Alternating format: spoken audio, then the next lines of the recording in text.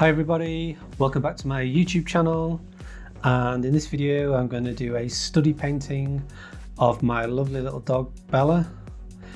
This was really a spontaneous painting, so I just got some linen canvas, got my paints on the glass palette and just started painting.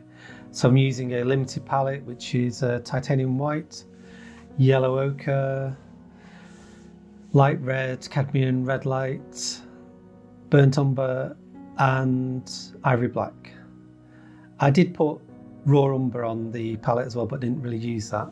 And a bit later on I add some burnt sienna onto it just because of the brown in Bella's ear, so it's just a bit easier to kind of match that colour. So I'm using titanium white and not the flake white.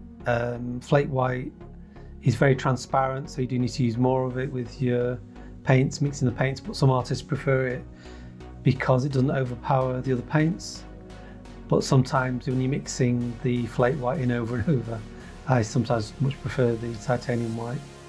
I find the flake white just can't cope, and it has a meltdown and it gets a headache, and then it needs to have a rest, and then before you use it again you've got to give it some positive affirmations to kind of fire it up. Whereas the titanium white's the opposite to that. It just wants you to pile it on the painting. This is the entire video of the painting, but I've just obviously speeded it up. If you want to watch it in real time and listen to my thought processes as I work my way through the painting, it's available in real time on my Patreon channel. There's also a free painting guide which you can download, and all the links are in the description below. Painting Bella was really good practice for hitting the correct values, and especially because she's mostly black and white, so it kind of takes a lot of the colour mixing out of the equation. And if you've got a dog at home or a cat, I would recommend you having a go at painting them because it's really good fun. And you know, we really love our pets, so we can treasure these paintings.